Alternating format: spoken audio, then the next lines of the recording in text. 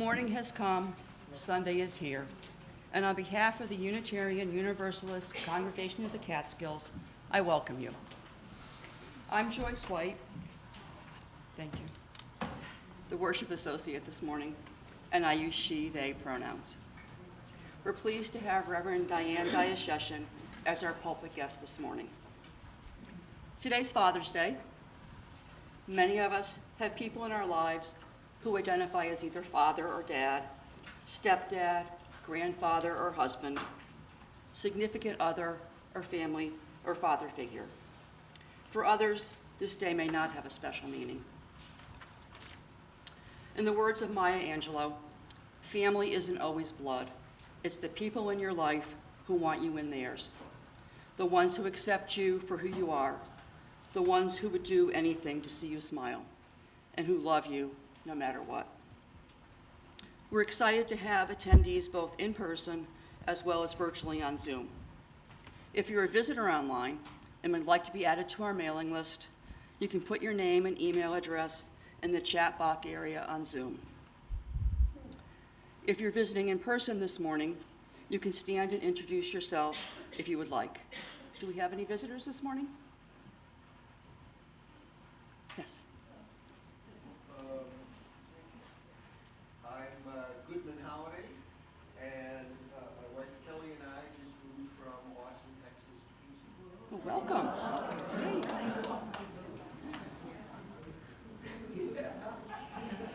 Anyone else this morning? Hello, I'm Kathy Madden. I'm just here visiting. I'm just trying to see all of our community. I was welcomed by Ann Peter, so I'm very excited to be here, and I appreciate everyone just welcoming us to your home pretty much. Welcome. Thank you. Welcome, everyone. You can visit our website, uucatskills.org, to find contact information, to be added to the mailing list, and to find the latest newsletter. You will also find newsworthy items on upcoming events in our UU community. A reminder that people of all ages, children, young and old, are welcome here at UU Catskills. There's a space across the hall for anyone who would like to hear the service while being freely able to move about. After the service, please stay for an in-person or virtual coffee break. Please take a moment now and turn off your electronic devices. Give yourself permission to be here present now. Each Sunday, the Social Action Committee shares notice of an event, opportunity, or idea that provides an easy way to support our justice work beyond our four walls and inspire questions and discussions to explore during our social hour and beyond. Today we'll hear from Kathy Kasner.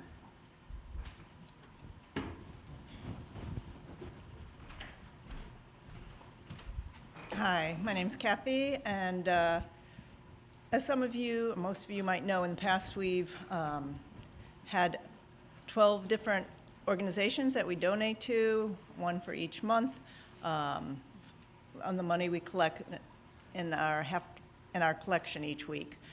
This past year we did something a little different. The Social Action Committee came together to pick, wound up with 7. We had tried to get 6, but we couldn't decide who to cut. So this year we're, instead of having the treasurer write a monthly check to each group from that, what they received, our treasurer is going to be writing checks to the 7 groups. We wanted to make it more equitable, so we divided it equally amongst the groups. And they'll be, thanks for your generosity, they'll be receiving around $1,200 or more each group. So we will be taking suggestions as we're trying to decide the groups for this coming year. So you can email Karen Miller. There'll be an announcement in the update, so watch for that if you want input. We try to have them align with the groups that, with our values, and also make them local, so the impact would be stronger rather than large organizations.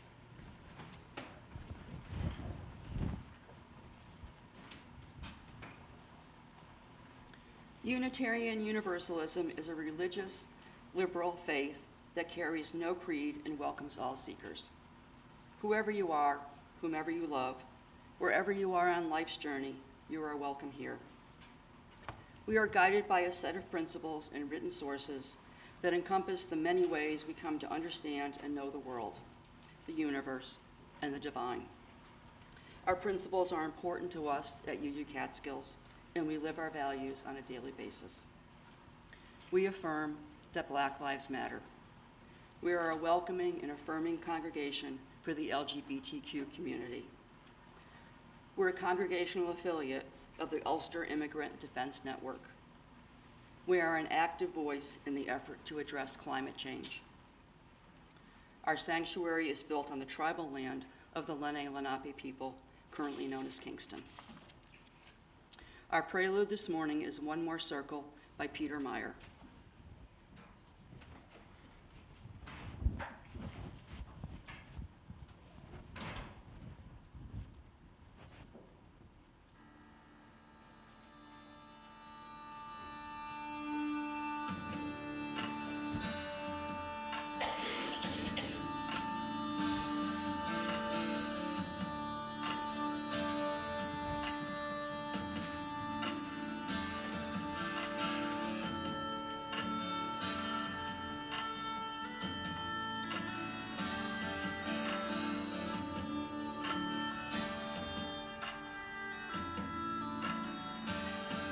We have been weighed down by sadness like a stone.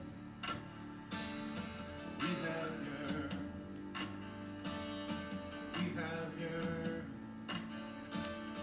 We have sometimes felt so utterly alone.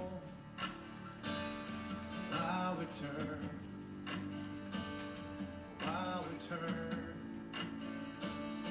we've been stricken by the wonder of it all. Stricken down.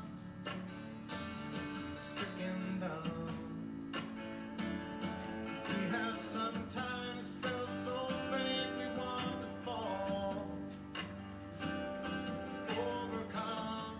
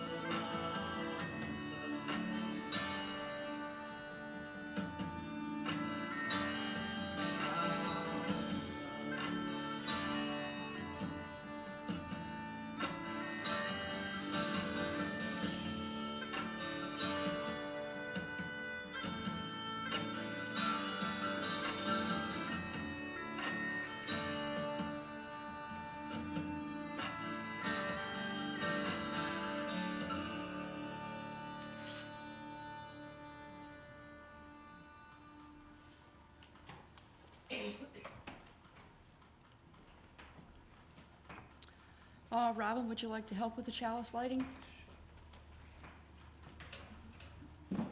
And as Robin is doing that, please join me in saying the chalice lighting words, which you may find in your order of service. We light this chalice in grateful, loving community. Even in the darkest of times, may its flames light paths to courage, justice, and hope. Thank you. In our unison affirmations. May we be reminded here of our highest aspirations and inspired to bring our gifts of love to all living beings.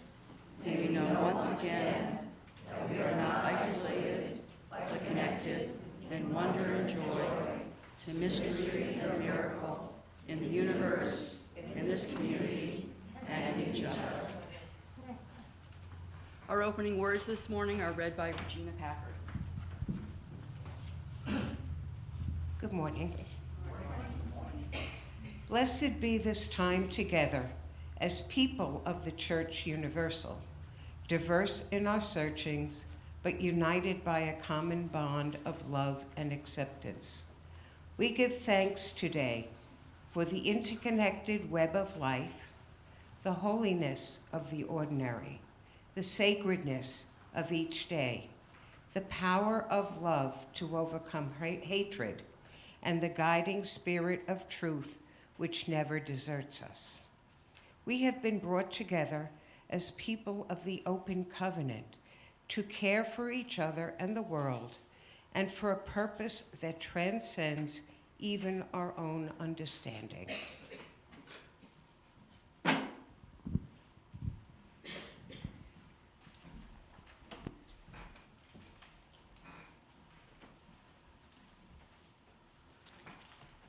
Please stand if you wish and join us in singing hymn number 360, Here We Have Gathered.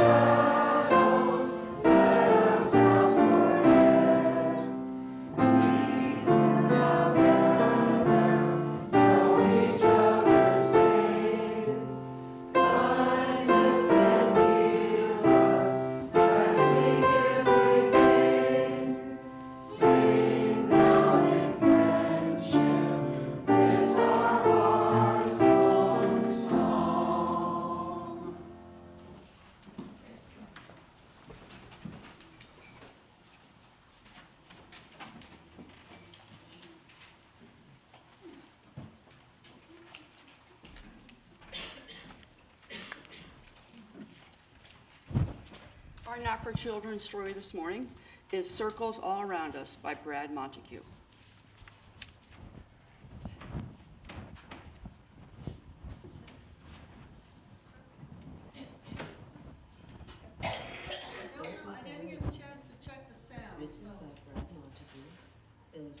Illustrations by Brad and Christy Montague, published by Dial Books for Young Readers. We begin by drawing a circle on the ground along each shoe.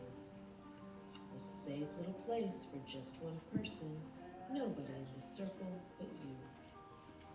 You could keep that circle closed to everyone but yourself, but that would be like a library with just one book on a shelf. So let's draw a bigger circle for you and your family to share. Now you see what all can happen in a circle full of care. It becomes a happier circle as more loved ones come to stay.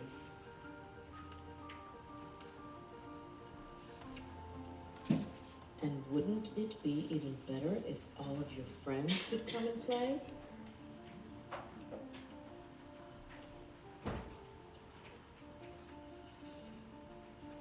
So you stretch and draw your circle even bigger than it's been. And let a few more people know they're welcome to come in. In the circles all around us, everywhere that we all go, there's a difference we can make and a love we can all show. Yet, there are still so many outside the circle who are different in all they do. Though it feels slightly uncomfortable, we draw a bigger circle for them too. It doesn't mean the circle is easy. It can get harder the more we share. But wonderful things can happen when love is known and felt everywhere. As time passes, our eyes open. We see others we really care for, and that's when we ask ourselves, well, what's the circle really there for? So let us create bigger circles all around us for the rest of our days. Let our caring ripple out in a million little ways. In the circles all around us, everywhere that we all go, there's a difference we can make and a love we can all show.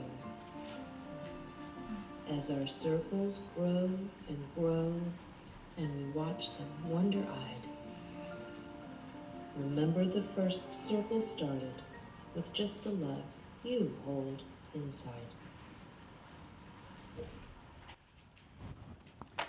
And now we have our new member ceremony.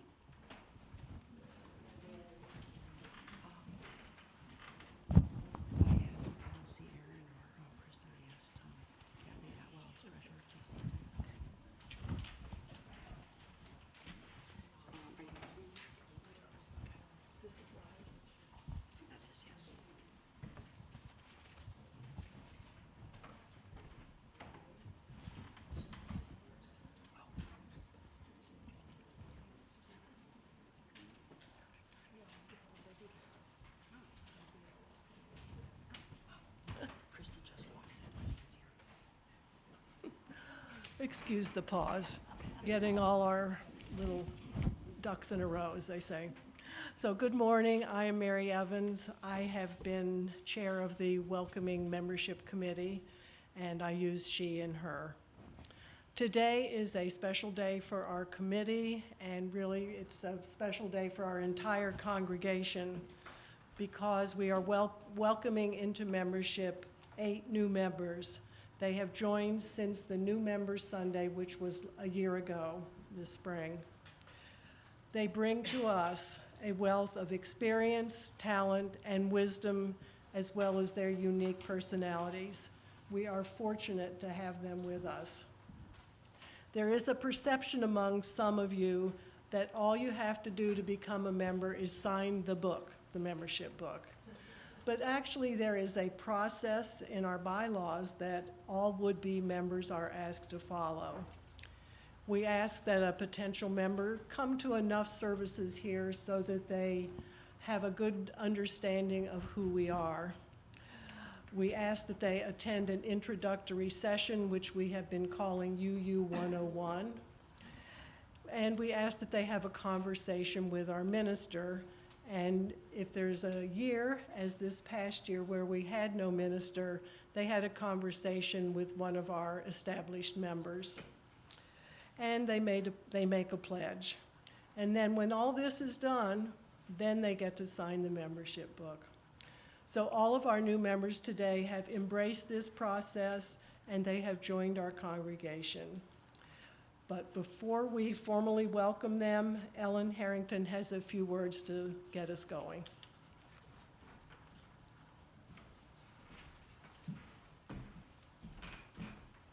Hi, good morning, everyone. I'm Ellen Harrington, she, they.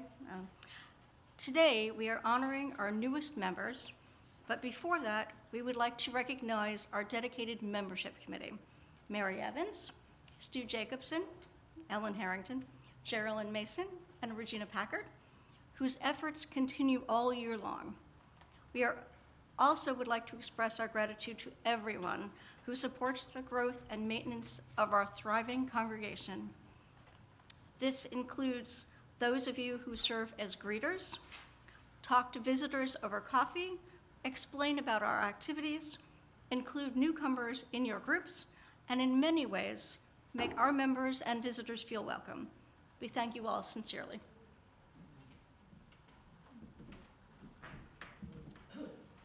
So now we have a responsive reading as part of our new member ceremony. And I'll have Kristen come up, and Diane is already here. Our other co-president, Erin Hilgard, is not here this morning. And if you would all rise and read responsively when your turn comes. Or sit down if that's more comfortable, as always.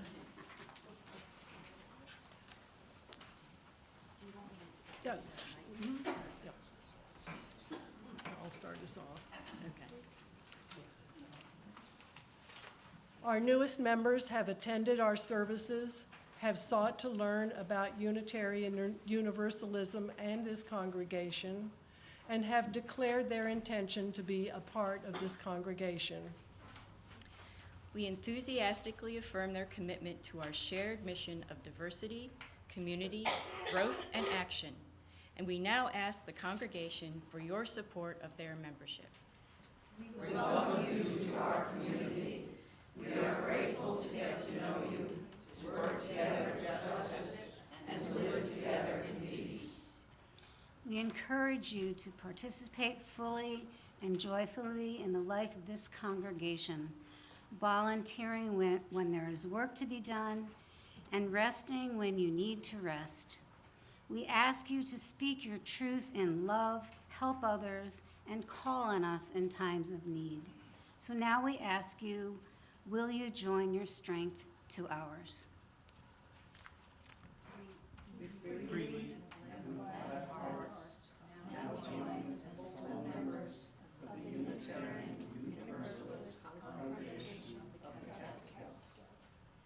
Accept the responsibilities of membership and will strive to help this community do its work, justice making, healing, and compassionate living. With love as our guide, the quest for truth our common journey, and service to all life our sacred offering, we celebrate together a mutual bond and mission. We dedicate our minds, our hearts, our voices, and our actions towards truth, justice, and love. Amen.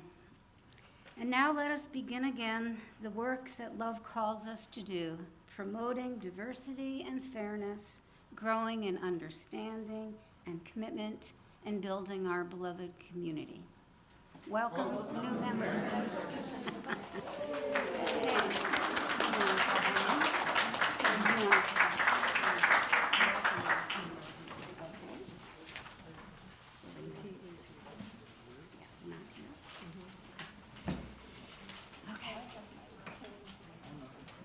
So now, as new members, as I call your name, if you would please come forward one at a time. First of all, I assume that's Robin. We welcome Robin Alvarado. Pronouns are she and her. Come forward. Yeah. Congratulations. Thank you Nice to very have much. you. Carry on. Carry on.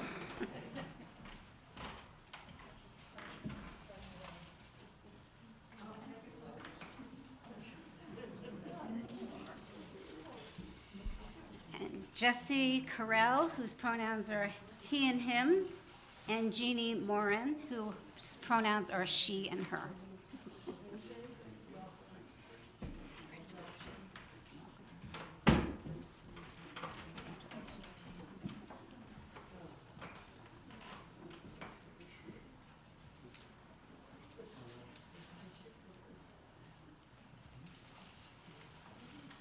And now Susie Edmonds Laguerre, whose pronouns are she and her.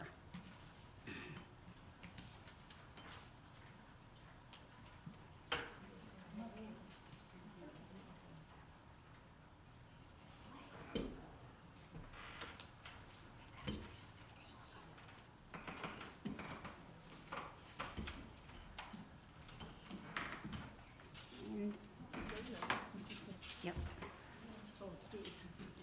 And Stu Jacobson, whose pronouns are he and him.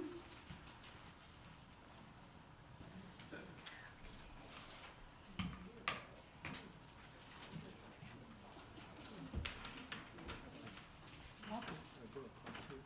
This way. Don't trip.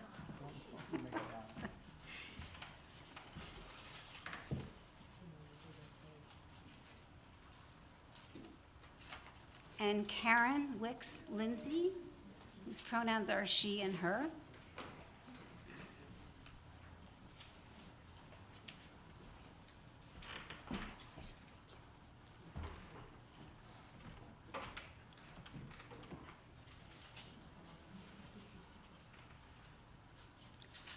And last but not least is Virginia Lother and her two sons, AJ and Lex, who unfortunately are not here with us today.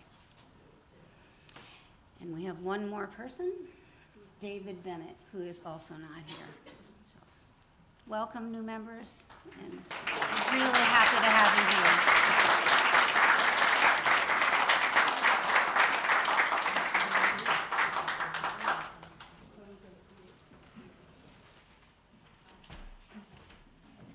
So thank you all. Welcome, new members.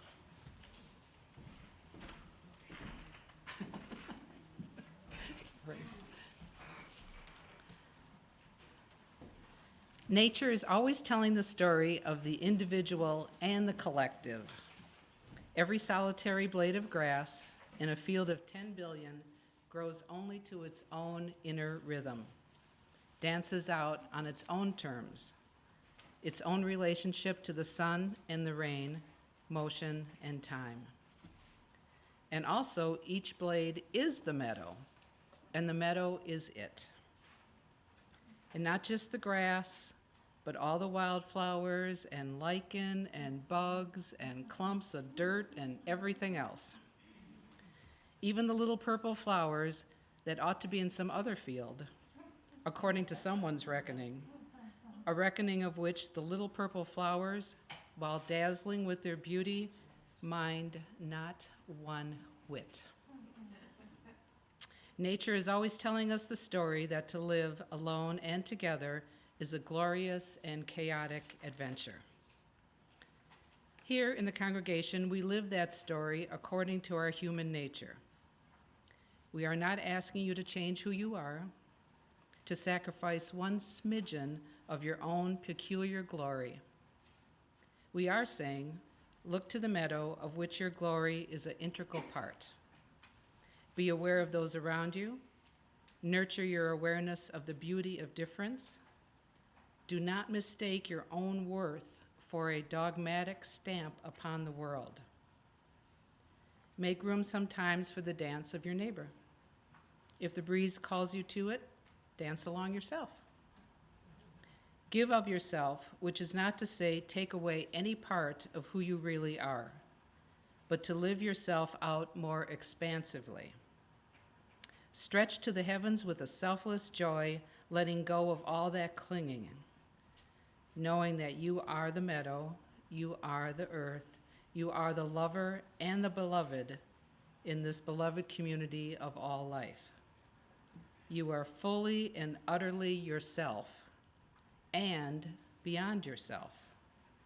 And it is happening right now, and it is glorious.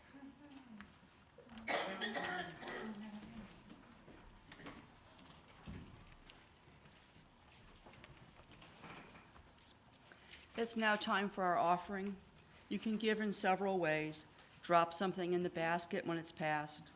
Use the QR code in your order of service, or give by going to uucatskills.org. We contribute to worthy organizations with our half-plate donation. This money will be shared among 7 charitable groups. Please give generously. Our offertory this morning is Spirit of Life by Carolyn McDade, sung by our own occasional choir.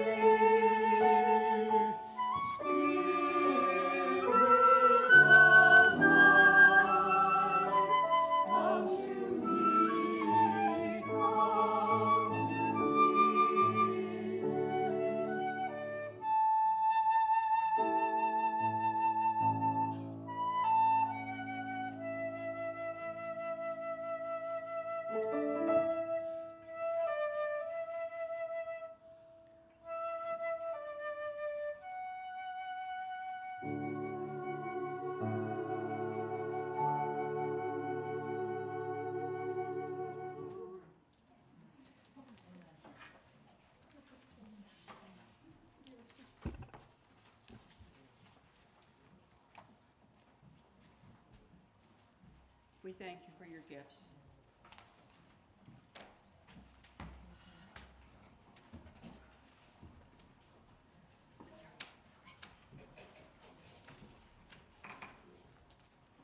Thank you, occasional choir. That was just beautiful. It really touched my heart. Thank you.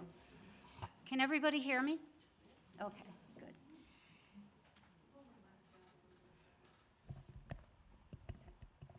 Is that good? Okay. So this morning's homily is called Aging as a Spiritual Practice.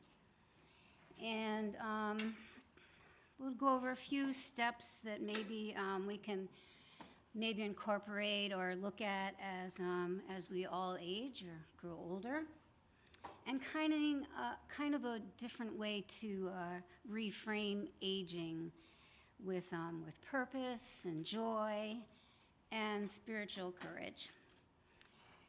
And I must admit, what inspired me to offer this was seeing just so many of the members that have been here for such a long time, and their verve and their curiosity.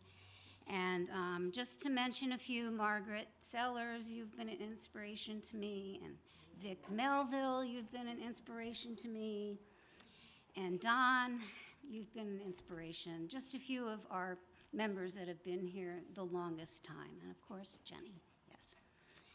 And also, I must be remiss in saying we had a group called the Gray Panthers that I don't know if they've been here to this congregation before, but many, many years ago they came to my home congregation, and they talked about aging, and they were activists, and their theme, Joanne, were you a member?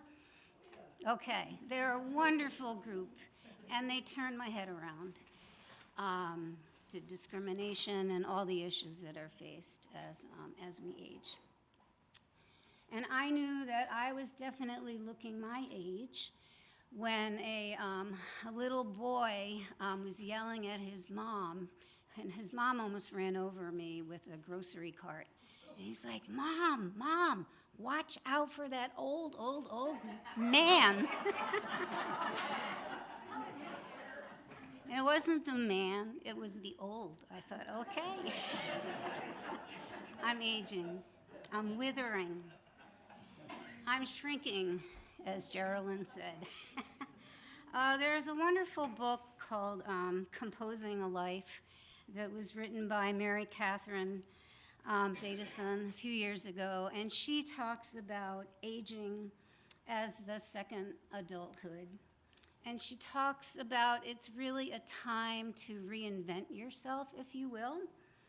And she refers to many people.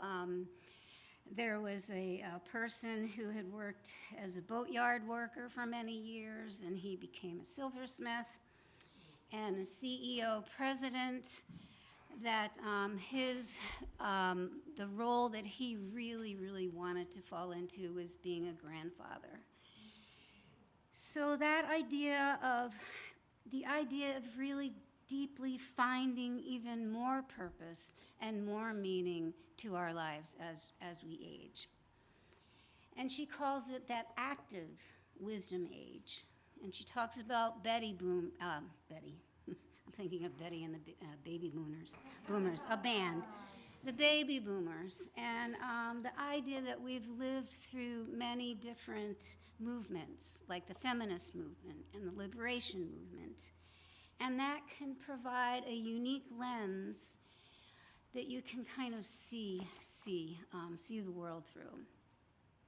There was also a wonderful DVD program on PBS, and it talked about superagers and secrets of superagers. And the thing that really struck me was the difference now that genetics plays in how we age. And the idea that it used to think that genetics really played a big role into our lifespan. And now the research is more that 20 to 25% really depends on our genetics. When I was at Star Island several years ago, a Unitarian workshop that I went to, they had a couple there that it was their mission to visit all the blue zones, different areas in the world where people age the longest. For example, Japan and Costa Rica and Italy. And they asked why do people live longer in these areas? And the idea was, part of it was the diet, like the Mediterranean diet. Part of it was that real strong sense of community. And part of it was the access to nature and being outside as much as possible.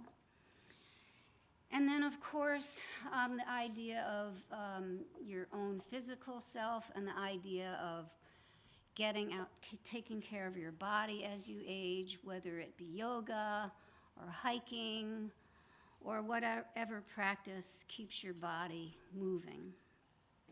Then the importance of mental health, the importance of remaining engaged and curious and asking questions, and the importance of reading.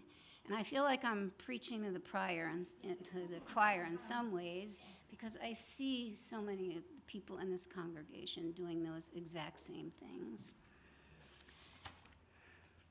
Parker Palmer, who's one of my heroes, he runs a Center for Renewage and Courage, and he's received about 13 honorary doctorates in his lifetime. He writes a book called Aging as Moving Towards Wholeness. And as May Sarton, the poet, wrote, now I become myself as I age. Now I become myself. It's taken time, so many years and places, and I've been dissolved and shaken, and I've worn other people's faces. But now, to stand still, to be here, to feel my own weight and my own density, all fuses now, all falls into place. My work, my loves, my time, and my face. And Parker goes on to write about becoming yourself. As May Sarton says, owning your own weight and your own density. And that does not mean perfection, standing still within ourselves. But wholeness means embracing brokenness, brokenness as an integral part of our lives. For example, when you walk in the woods and it may look like a big mess on the floor, you can kind of see an amazing harmony and a hidden wholeness underneath it. I am frayed and a nibbled survivor in a fallen world, Annie Dillard writes, and I'm getting along. I'm aging, and I've eaten, and I've done my share of eating too. I'm not washed and beautiful. I'm not in control of a shining world, which everything fits. But instead, I'm kind of wandering about in awe of this splintered wreck that I've come to lovingly care for, whose gnawed trees breathe a delicate air, whose bloodied and scarred creatures are my dearest companions, and whose beauty bats and shines, not in its imperfections, but overwhelmingly in spite of them. That's from Pilgrim at Tinker Creek from Annie Dillard. I love that line. I'm not washed and beautiful and not in control of a shining world in which everything fits. And then Palmer ends with the idea of accepting that no life is perfect and offers the idea of what he calls becoming really fierce with reality. Fierce, really accepting your true self and looking at the reality of aging and of ourselves. And as he puts it, I can't think of a sadder way to die than with the knowledge that I never showed up in this world as who I really am. And I can't think of a more graced way to die than with the knowledge that, as best I knew how, I showed up here as my true self, able to engage the world in freedom and with love, because I had become fierce with reality. Or as Mary Oliver, the poet, says, when death comes like that hungry bear in autumn, when death comes and takes all the bright coins from his purse to buy me and snaps that purse shut, when death comes like an iceberg between the shoulder blades, I want to step through that door full of curiosity and wondering, what's it going to be like, that cottage of darkness? And therefore, she writes, I look upon everything now as a brotherhood and a sisterhood, and I look upon time as no more than an idea, and I consider eternity as another possibility. I think of each life of ours as a flower, each name, music, and each body a lion of courage and something precious to our earth. And when it's over, I want to say, all my life I was a bride married to amazement, and I was the bridegroom taking the world into my arms. And when it's over, I don't want to wonder if I've made of my life something particular and real. I don't want to find myself sighing and frightened or full of argument. No, I don't want to end up just simply having visited this world. And her words are a prime example of becoming fierce with reality as we age.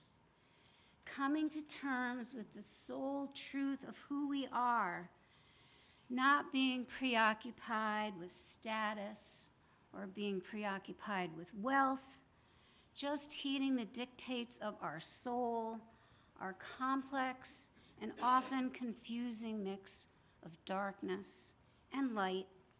And that kind of requires our own ego to shrivel up. Nothing shrivels a person better than age. That's what all these wrinkles are all about. But when our ego gets broken down and composted by life, one might redefine aging as a way to graciously sit back and say, okay, I get it. I'm way less than perfect. Aging doesn't mean requiring the physical courage of climbing a high mountain or swimming with jellyfish, which I have no intention of doing. But it does require spiritual courage, the courage to acknowledge that the causes we have served throughout our lives may not have yet come to fruition and might not during our lifetime. It requires the spiritual courage to face up to our limitations and not feel self-pity, to bid a fond farewell to our dearly beloved good friends, to lose a loved one, and keep living life to the fullest, even when we're lonely. It requires the spiritual courage to realize that we might not live to see how the lives of our children or our grandchildren fully unfold. And it requires the spiritual courage to know that after all, life is terminal, even the good life that we have tried to lead. I so agree that aging takes spiritual courage. And that's why part of what amazes me about people is the fact that, at least in my experience anyway, this quality of spiritual courage isn't rare. It often seems to be the rule rather than the exception. And lately, a few months ago, when I was in the middle of a really tough medical procedure, I tried to do what you're supposed to do, like imagine a peaceful place. I listened to soothing music, that sort of thing. I ran through the list and nothing helped. But finally, I conjured up my dearest friend's hand, resting lightly on my back. And that's what worked for me. So here this morning, as we deal with the realities of aging, I want for all of us to be able to conjure a hand of love resting lightly on our backs. Whatever name you give to the owner of that hand, it can be a specific person, living or dead, a specific religious figure like Jesus or Buddha, or maybe that hand is a connection to a specific place, a spot by the lake, a particular room in your house, a beloved pet, or something maybe a little bit more abstract, a love beyond belief. But whatever it is, with that hand supporting us, let us summon the spiritual courage not to try to live our lives backwards as if aging was a mistake. Aging isn't a mistake. Aging is living, and to live well is to age well. In one of her songs, the folk singer Dar Williams talks about, I wish that I could go outside and repaint all the signs out there about aging. Wish that I could go out there with a paintbrush. And she said that when people woke up, they would see these signs that said, I'm so glad that you finally made it here to this age. You really thought maybe nobody cared, but they did.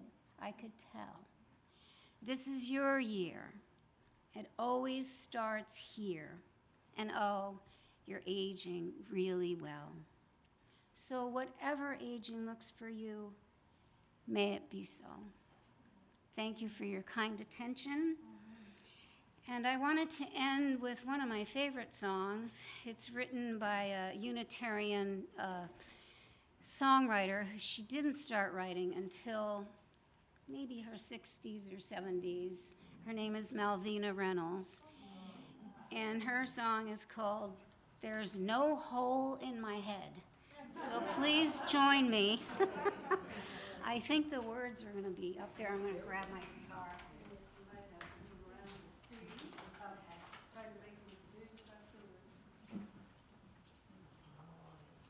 And please stand, if you will. It's a blues.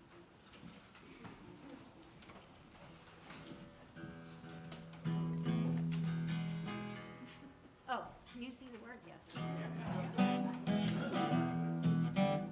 It's a very easy song to pick up.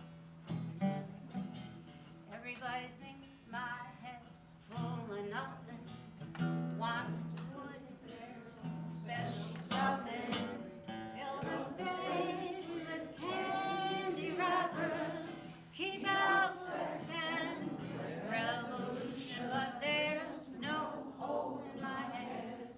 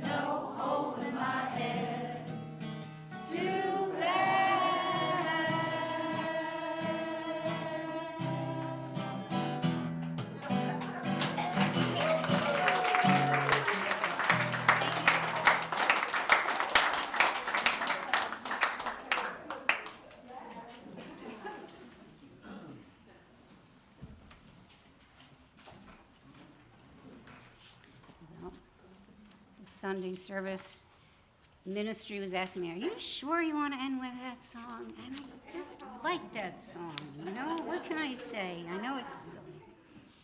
So May Sarton, now I become myself. The closing words, now I become myself. It has taken time and many years and places. I've been dissolved and shaken, worn other people's faces. My work, my love, my time, my face, gathered into one intense gesture of growing like a plant. So all the poem is, can give, grows in me to become the song, made so and rooted by love. Oh, and in a single hour, I live all of myself and do not move. I, the pursued who madly ran, stand still, and feel the warmth of the sun. I leave you with this prayer. We are the ones we have been waiting for. We are not perfect, but we are perfectly fitted just for this day. We are not without fault, but we can be honest to face our past as we chart a new future. We are the ones we have been waiting for. May we be bold and courageous to chart that new future. May we have faith in a future that is not known, for we are the ones we have been waiting for. We leave this gathered community, but we don't leave our connection, our concerns, our care for one another, our service to each other, to the world, and to our faith. Our faith continues. So until we are together again, let us be strong, let us be well, be true, and above all, be kind and be loving. And whatever aging looks for you, may it be so. Thank you so much. Thank you for your kind attention.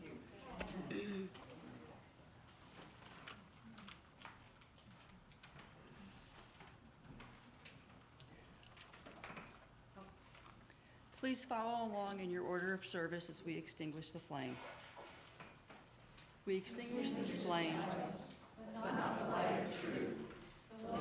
Commitment. These we carry in our hearts until we are together again.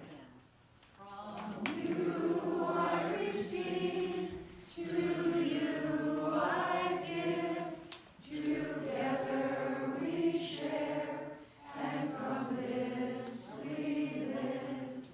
From you I receive, to you I give, together we share, and from this we live. go in peace.